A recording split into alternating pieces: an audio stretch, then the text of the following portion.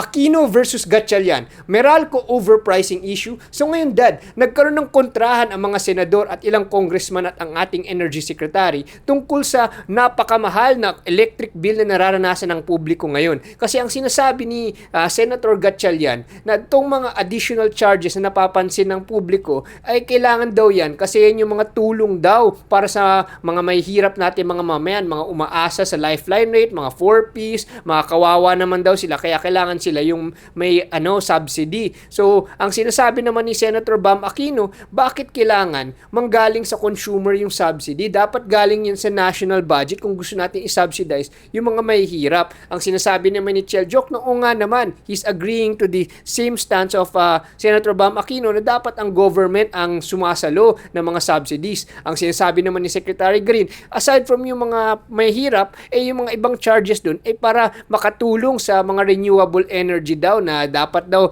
kailangan yung pondong yun na i-additionally charge sa mga consumer para makatulong sa mga renewable energy. So Dad, ano nakikita mo dito? Issue number 1, kasi napakataas talaga ng kuryente natin, ang presyo ng kuryente natin sa bayan natin. No? Kung iahambing mo sa mga karatig bayan natin, no? In fact, sa buong Asia, tayo yung pangalawang may pinakamataas na presyo ng kuryente. Kung iahambing mo sa Malaysia, sa Indonesia, ang bababa ng presyo ng kuryente nila, kaya nga mas maraming pabrika andun na nagtatayo, kahit na sa Vietnam, no? Kasi nga mababa yung mga presyo ng kuryente nila kung iahambing mo sa Pilipinas. So, ito yung problema kasi ng bayan natin. Pag tinignan mo kasi yung sinisingil ng Meralco, ang daming mga nakasingit doon ng mga kung ano ng mga charges. Kaya ang nagiging problema dito, pinapasan to ng ating mga kababayan.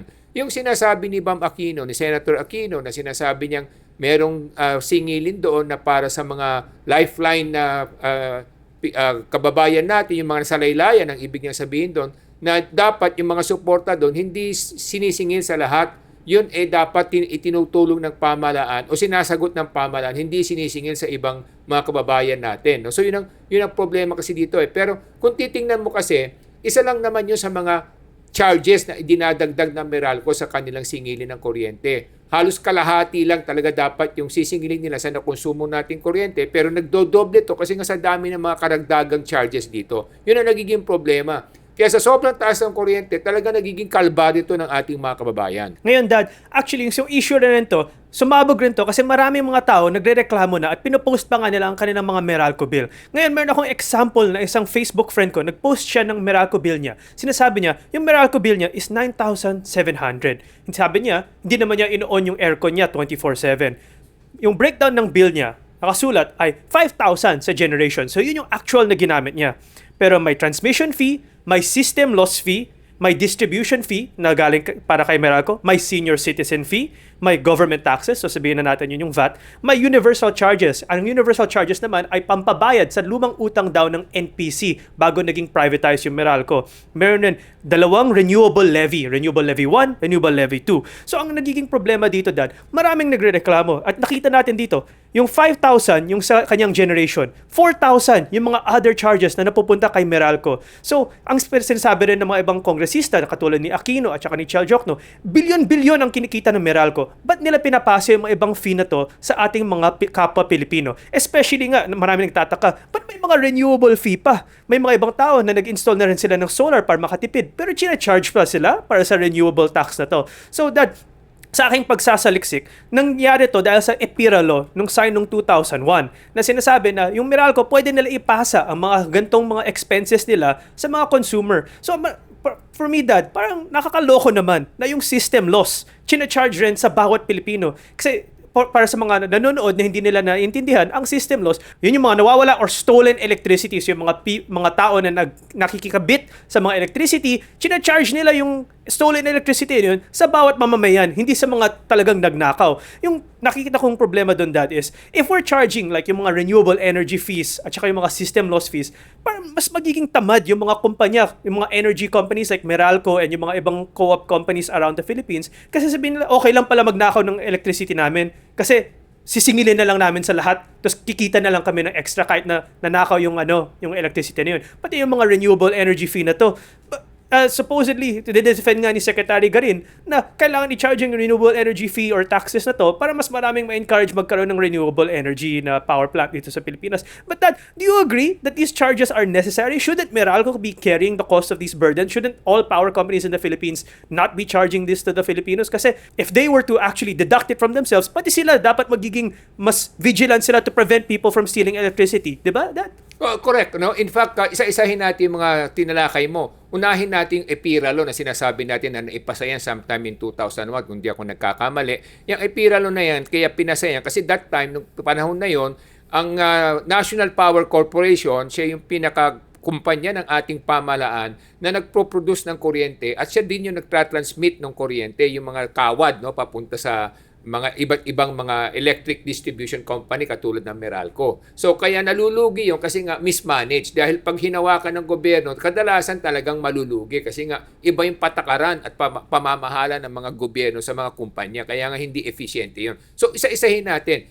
Sang-ayon ako na dapat talagang ilipat sa pribadong sektor ang paghahanap buhay at pagnenegosyo katulad ng power generation, power transmission at power distribution. Yun, tama yun. Ihiwalay yun at ibigay sa private sector na sila mamahala. Kasi pag private sector na mahala ng mga kumpanya, mas episyente sila, mas maingat sila at mas professional sila sa pagpapatakbo. Hindi hinahaluan ng politika at kung ano-ano pang kabalbalan. Kung meron mang mga corrupt diyan, talagang sinisibak kaagad ng mga kumpanya o kinakasuhan. Kaya nga mas efficient kung private sector na magpapatakbo. Doon sa area na yon, doon sa direction na yon, doon sa punto na yon, ako'y sang-ayon doon dahil yun ang nakakabuti sa ating bayan kaya gumaganda yung ating distribution, gumaganda yung ating power generation, hindi na tayo halos nagkakaroon ng brownout, hindi katulad 1990s, puro brownout sa Pilipinas na maaring hindi pa inabot ng ating mga kabataan ngayon na hindi nila na-experience yon. Pero ngayon at least tuloy-tuloy ang kuryente at saka kung may naputol, madaling serbisyo because private sector is the one doing it. So yun ang advantage nun. Ang disadvantage naman, o hindi ako sang-ayon, itong mga sanga-sangang o kumbaga kung ano-ano yung mga dinagdag doon sa billing. No? Katulad niyan, sinabi mo, yung system loss, sinisingil sa ating lahat na gumagamit ng kuryente. So yan, hindi patas yan. Ito'y unfair at sasabihin ko na diretsyo na ito'y isang malaking kabalbalan o kalokohan.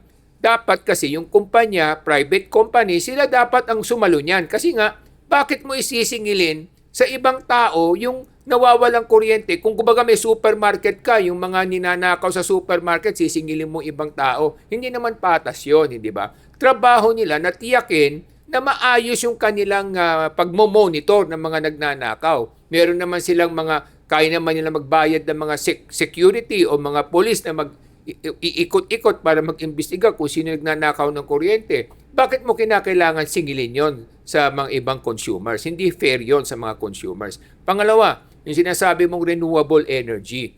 Bakit kinakailangan bayaran ng mga pangkaraniwang mamamayan at mga consumers yung subsidiya para nang sa ganun bayaran ng mas mataas yung mga magpo-produce ng renewable energy? Bakit hayaan natin silang, kung tumaya sila ng negosyo, handa sila dapat sumugal kung makikita sila o hindi. Ganon din yung system no, sa sinasabi ng sa Meralco. Ba't ginagarantiya mo na kinakailangan kumita siya? Dapat trabaho niya na pagalingin at pagandahin yung kanyang serbisyo at kanyang pamamaraan para kumita siya.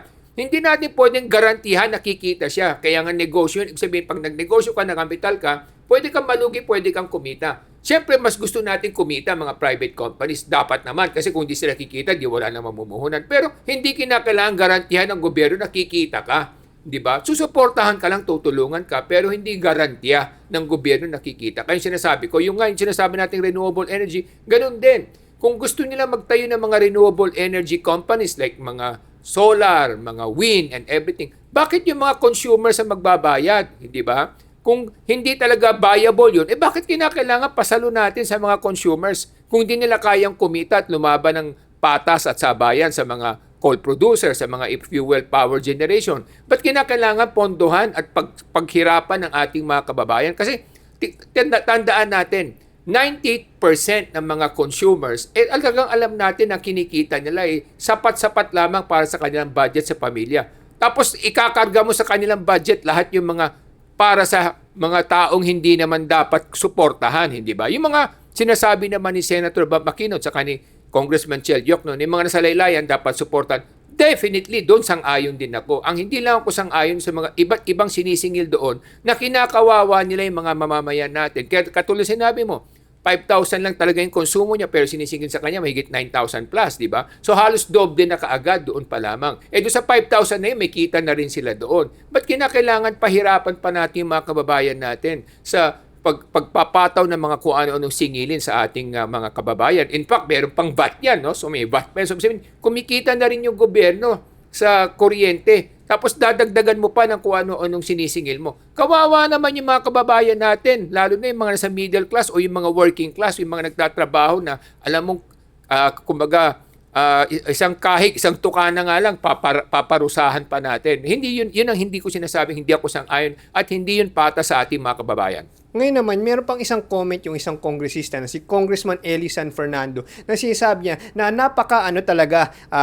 pampahirap talaga ang gobyerno pagdating sa kuryente kasi multiple tax layers na daw tapos ang daming mga pinagdaanan na tax upon tax bago umabot sa consumers. Sinasabi niya sa power plant pa lang, pagka na-generate niya yung kuryente, may VAT, may mga tax. Pagdating sa distribution, may VAT, may mga tax. Pagdating sa consumer, sila pa ang sasunod ng VAT at tax. So ngayon, sobrang dami patong-patong ng mga VAT and tax. So overtaxed ang mga taong bayan kasi napagpatong-patungan na siya. Isa pa nakikita ko dito, my personal observation is that bakit kailangan i-tax ang kuryente? Kasi di ba kuryente yan yung means to productivity. Kaya nga nagiging parang very unattractive ang Pilipinas pagdating sa mga heavy industries kasi napakamahal ng kuryente. Di ba dapat yung mga anything that helps productivity like creating renewable energy, dapat tax-free nga yung mga equipment na yan para masuportahan ang ingredients for production kasi pag nagkaroon tayo ng industrialization, pwede mo mas malaki yung kikitain na tax ng gobyerno dun sa end product, hindi dun sa ingredient of productivity. Ano nakikita mo dito, Dad? Well, number one kasi ang problema kasi ng ating bayan,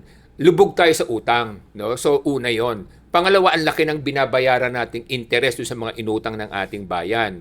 Na karamihan doon, marami doon nagamit sa kabalbalan. So yun ang pangalawang issue. Pangatlo kasi, marami sa ating mga kababayan na nasa laylayan na kinakailangan suportahan, bigyan ng tulong, at bigyan ng ayuda. So kinakailangan din natin yung tax. Kaya lang, ang sinasabi ko nga kasi, yung tax siguro, alam natin na kailangan natin yan ngayon. Pero ideally, dapat sana tax-free yan. Pero dahil ang bansa natin nakalugmok sa utang, kinakailangan natin yung tax ngayon para naman hindi tayo mabaon at hindi tayo ma-censure o hindi na tayo pautangin ng ibang bayan, no? Lalo tayo maghihirap pag mangyari yon. So ang sa akin, yung tax kailangan para bayaran ang mga utang at mga pangailangan ng mga nasalaylayan. Pero pangalawa, sinasabi ko lamang, dapat ang gawin ng ating pamahalaan, yung mga hindi dapat ikargang singilin na sinisingil sa mga consumers, yun ang dapat alisin. Like for example, yung sa renewable energy. Ba't kinakailangan pondohan yun ng ating mga kababayan? Pangalawa, yung mga systems losses. Bakit kinakailangan bayaran ng ating mga kababayan na nagbabayad ng maayos yung mga nawawalang kuryente o yung mga ninanakaw na kuryente? Bakit natin ipinapataw yon sa mga kababayan natin, consumers? Dapat na magbayad nun ng kumpanya. Sila yung gumawa ng paraan na mahuli nila kung sino yung mga nagnanakaw ng kuryente. Hindi yung mga kababayan natin na sila'y sinisingil sa mga kumbaga inefficiencies nila. Pangatlo, yung sinasabi nga natin, 'di ba? Kung kinakailangan kasi na suportahan ng ating pamahalaan yung mga nasalaylayan, ba't kinakailangan ipatong natin yun sa kuryente? Di ba? Kaya nga may VAT na di ba? Kaya nga may VAT, ibig sabihin, kumikita na ang gobyerno, ang pamahalaan sa kuryente, yun sana ang gamitin nila para itulong naman doon sa mga kababayan natin na salaylayan. Hindi naman kinakailangan singilin pa natin sa iba, hindi ba? Pwede naman natin bigyan ng katulad nga ngayon, may mga AX, kung mga tupad, kung ano-ano mga programa, yun na nga dapat ang itulong natin sa mga nasalaylayan para sa ganun, sila'y magkaroon ng sapat na pera, babayaran yung kuryente. Pero kahit nasabihin natin meron nun, hindi mo na kailangan yun pag tinanggal mo iba't ibang charges, kahit yung mga kababayan na nasalaylayan, kaya nila bayaran yung kuryente nila kung tatanggalin mo yung kung ano-ano mga charges doon. Panghuli, nakita naman natin ilang beses na nahuli ang Meralco sa overcharging at overpricing, hindi ba? Kaya nga meron sila mga refund. Yung nire-refund nila, binabalik nila yung pera sa mga consumers. Kaya lang ito madaya din Paano kung halimbawa, ikaw ay isang tenant, isa kang nangungupahan lamang, tapos 3 taon ka tumira sa isang lugar. Pagkatapos nun, may refund. Wala ka na Nakalipat ka na Sinong kukuha ng refund? Yung may-ari ng building. So, hindi rin patas yun sa karamihan ng ating mga kababayan. Bakit ika mo? 70% to 80% ng ating mga kababayan nangungupahan. Kung di sa negosyo, sa hanap buhay, o sa kanilang tirahan. So, paano naman yung mga nagbayad ng overpriced na kuryente? Kawawa naman din sila. Siningil mo samantalang sila na nga isang kahig, isang tuka. Hindi ba? Kaya yung sinasabi natin, kinakailangan ma-reforma itong EPIRA law na pinag-uusapan. Kasi itong EPIRA law na to, ito hindi patas sa mga pangkaraniwang mamayan. Pinapakinabangan to ng mga higanteng kumpanya at saka pinapakinabangan to ng mga nakaupo sa posisyon. Yun ang problema kasi dito. Dapat mabago to para maibsan natin yung binibitbit na kalbaryo at pagdadalamhati ng mga ating kababayan pagdating sa kanilang kinikita. Yun ang aking masasabi. Ngayon, Dad, yung nakakatawa nga dito is, well, for one, sang-ayon talaga ako na kailangan matulungan nun yung mga pulubing-pulubi dito sa Pilipinas. Kailangan may subsidy o matulungan sila sa kanilang mga kuryente. Kasi for sure, isang kain, isang tuka lang sila, di ba? Pero yung nakikita, naging viral din to sa Facebook, maraming nag-share ng mga pictures sa mga places na may mga illegal settlers or mga sabihin natin, mga squatter zone, kung saan yung mga bahay, puro yero, pangit, talagang disorganized, pero yung sinishare ng mga tao, hindi yung bahay itself. Kasi yung mga bahay na to, may aircon. Insan pa nga, split type yung nakikita. So nung tinatanong ng mga netizen, ito ba yung mga sinasubsidize natin? May mga split type pa nga yung mga may hirap. So technically, mas mura yung kuryente nila kasi sinasubsidize ng bawat mamamayan sa kanilang electric bill ang mga may hirap na to. So that, I'm not sure kung talagang sila yung nasa-subsidize, kung considered sila as part of the poorest of the poor na natutulungan ng lifeline rate. Pero if ever, siguro nga, yung suggestion mo nga, kung natanggal yung mga other charges na to, baka hindi na kailangan ng subsidy yung mga may hirap. At pangalawa, if ever kailangan pa rin nila ng subsidy, siguro dapat may cap naman ang government sa mga subsidy. Siguro parang 500 or 1,000 pesos per month lang dapat ang subsidy. Kasi kung masasubsidize talaga yung mga nagsasabi or nagka-claim na sila ay poorest of the poor, pero yun pala may mga split type sila, baka iisipin nila na pwede pala sila mag-consume ng electricity kasi alam nila babayaran naman ng lahat ng gobyerno. What do you think, Dad? Well, kasi yung sa naman, yung mga subsidized rate na socialized sinasabi lang, may limit naman din yun. I think kung may limit kung ilang kilowatt lang yung ganun mababa yung rate. Pag lumagpas ka sa ganung rate, iba na yung rate din, tumataas din. No? So, yun naman, nagmamanage sila ng maayos yun. Ang hindi lang ako sang-ayon kasi, yung katulad sinabi mo, yung mga may area na may mga split type aircon pa, baka yun ang mga nakaw na kuryente. Yun ang sinasabi nga natin, di ba? Kaso, kung may nakaw na kuryente doon, trabaho yun ng Meralco. Na sitahin sila, hulihin sila. Hindi yung ipataw yung cost na yun sa iba't ibang mamamayan, di ba? Karamihan ng mamamayan. Pangalawang tanong doon, ilan talaga yun yung systems dos? Paano nakukwenta yun, di ba? Sila lang nagkukwenta nun. Sabihin nila, kunyari, nag-produce sila ng 100 megawatt. Tapos ang nasingil lang nila 80 megawatt. So yung 20 megawatt sisingilin nila lahat sa mga kababayan natin. Hindi naman fair 'yon kasi nga trabaho nila 'yon as a business enterprise. Trabaho nila na tiyakin na kung may mawawala, huhulihin nila. Nang sa ganun hindi naman parusahan yung nakararami. Kasi kung ikaw din sila, anong insentibo mo na hulihin mo yung mga nagnanakaw ng kuryente o hindi nagbabayad ng maayos na kuryente? Total, na isisingil ko naman sa ibang tao yan. So sa akin, wala akong pake kung nakawin nyo o damihan nyo pa yung nakaw nyo dahil hindi na kikita pa rin ako kahit na ninakaw yan. So we are giving the wrong impression and the wrong system to the enterprise system. No? Kasi nga, lahat naman nagne-negosyo, kahit na kayo, magtinda lang kayo halimbawa ng barbecue sa bahay ninyo. Minsan hindi nyo mabenta, lugi kayo. Ganun talaga, pero nakipagsapalaran kayo. Hindi pwede sabihin dahil ginawa nyo yung barbecue, dapat bibili nyo sa ganitong presyo kahit na hindi mabenta o hindi masarap. Hindi naman yata fair yun. Ang kawawa kasi dito yung ating mga kababayan na nagbabayad ng kuryente na alam nating hirap na nga. Kahit na mga kumpanya nahihirapan nga, kaya nga nakita natin, iniiwasan na tayo ng mga manufacturers, ng mga malalaking manufacturers sa iba't ibang mundo. Bakit? Kasi napakataas ng kuryente sa ating bayan. Yung iba naman kung papasok, hihingi ng special privilege sa government na pwede sila mag-generate ng sarili ng power kasi nga para may baba nila yung cost of production nila. Pero again, napakahirap nito. Lalo lang natin pinapahirapan ang ating mga kababayan. Una, napakataas na ng kuryente para sa mga pangkaraniwang mamamayan. Pangalawa, yung mga kumpanyang malalaki ayaw na pumasok sa ating bansa kung hindi sila makakapag-power generation kasi napakataas ng presyo ng kuryente, hindi sila makakakompete sa kanilang mga produkto. So anong nangyayari dito? pag nangyari yan, mas kakaunti ang trabaho, lalo mo pang binawasan yung oportunidad ng ating mga kababayan na magkaroon ng maayos na kahanap buhay. Yung isa pang sinasabi ngayon ni Senator Gatchalian na dapat daw natin tulungan yung mga nasa laylayan. Wala naman akong debate doon. Pero para sa akin, na nakita ko sa sinasabi ng mga tao na sa comment section na medyo agree ako, if it's charity we're talking about, bakit kailangan ipilit sa mga tao? Kasi di ba charity should be by decision, by personal will. Kung finorce to sa tao, di hindi na charity yun. Parang additional taxation na yun na hindi mo na ni-rebrand mo lang na hindi naman pala taxation, hindi ba? Correct. No, kaya nga sinasabi natin kasi karamihan sa ating mga politiko, yan ang problema, no? Ang gusto nila magpapogi sa ating mga kababayan. So marami silang mga gagawing batas na alam naman natin pagkalaunan, parurusahan din naman ng karamihan, di ba? Kaya nga kahit na ako, hindi ako sang-ayon na sabihin mong tanggalin yung tax kasi alam ko magsasuffer yung bayan, magsasuffer yung mga kababayan natin. Kapag tinanggal natin yan, wala na tayong panggasto sa mga pulis natin, kapulisan, sa mga eskwelahan, sa mga hospital, hindi natin matutususan sa kayong pambayad nga ng mga utang. No? So sa akin, okay ako na magkaroon ng tax pero tanggalin na lahat yung mga other charges. Pangalawa, katulad sinabi mo, yung mga nasa laylayan, tinutulungan naman na sila di ba? Pangalawa, pag tinanggal mo yung mga other charges, hindi mo na sila kailangang tulungan kasi talagang bababa na yung presyo ng kuryente. Di ba? So, sa akin, ang punto de vista ko lamang, simple lamang. No? Una, kung saan ang ating pamahalaan masinop sa paggamit ng salapi ng kabangbayan, hindi na natin kailangan itong mga kung ano-ano pa mga karagdagan charges. Pangalawa, dapat maging patas tayo. Sa akin, pabor ako na dapat pag pribadong kumpanya, dapat suportahan sila para kumita kasi kung di sila kikita, wala namang mamumuhunan. Pero pangatlo, hindi natin pwedeng garantihan na kikita sila kasi walang klaseng ganong negosyo na paggagarantihan niya yung kita mo. Kung may ganong klaseng negosyo, di napakaswerte naman nila para silang tumama ng 10 beses o 100 beses na loto. Yun naman ang punto de vista ko rito.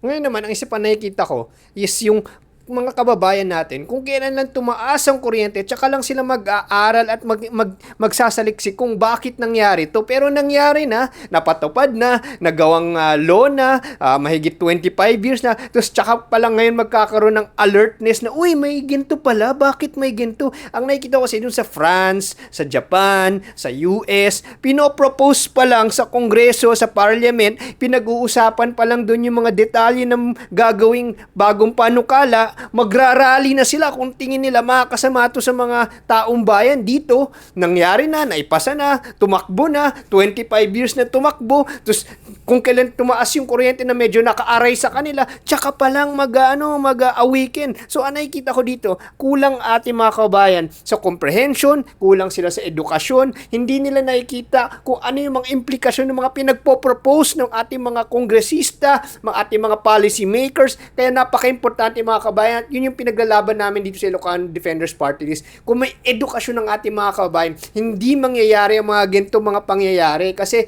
yung mga pulisiyang to, hindi na pag-isipan ng ating mga kongresista, kaya gusto nilang magandang balita, pero hindi naiisip kung paano ito makaka-affect in the long run at ating mga kabayan hindi hinahayaan na mangyari. Kaya tulad ng excise tax sa mga gas, nagkakaroon din ng proposal sa excise tax at the same time na pinopropose yung excise tax sa gas sa Pilipinas, sa France. Pero sa kanila, nagwala sila doon sa parliament. Sa atin, walang nagwala. Pumasa na ngayon at tantaasan ng gas, wala tayong magawa kasi kulang ang comprehension ng ating mga kabayan. Kaya napaka-importante na pataasin natin ang level ng edukasyon sa ating bansa. Pag mataas ang edukasyon, maintindihan ng ating mga kabayan kung ano dapat ang mga ipaglaban. Pag mataas ang edukasyon, aasenso ang bayan. Para sa edukasyon, ako si Morgan Sain, yung coach ng bayan. Mga kababayan, napag-usapan lang ang issue na to ng mga ating mga kongresista at mga senador dahil may iba tayong mga kababayan na pinag-aralan nila ang kanilang electricity bill. At nung nakita nila, ba't ang taas? Tinanong nga nila, bakit ang taas? Anong mga charges ito? Ba't ito nangyayari? Kaya ito napag-usapan ng mga ating mga taga-gobyerno. So ang kailangan talaga natin mga kababayan, itaas ang antas ng edukasyon. Kasi kung tatanungin natin at pag-aaralan natin kung bakit may problema ang Pilipinas, anong mga problema na to at bakit nagkaroon tayo ng problema na to, pwede nating i-bring up to sa ating mga taga-gobyerno para ma-solve ang mga issues na to. Kasi kung tahimik lang tayo at hindi natin alam kung anong nangyayari, for sure, lahat ng mga masasamang bagay, mangyayari lamang yan at walang magkokontra sa mga masasama na ito. Kaya ang layunin ng Ilocano Defenders Party List ay taas ang antas ng edukasyon para sa bawat Pilipino para gumanda ang kinabukasan ng Pilipinas. Ako po ay si Solomon Sai, ang inyong kuya ng bayan. Ang hangarin po namin sa Ilocano Defenders Party List, una, magkaroon tayo ng bayan ng ating mga kababayan ay mamumulat sa katotohanan at kaalaman para nang sa ganon hindi sila mauto, hindi sila malinlang at hindi sila mapinsala sa kanilang kabuhayan. Pangalawa, isang Pilipinas na ang mga mahalal at mailuluklok natin uunahin ang kapakanan ng sambayanan. Pangatlo, isang Pilipinas na ang ating mga kabataan ay masusuportahan, matutulungan, makapag-aral ng maayos. Ako po si Michael Sa, inyong dad ng bayan.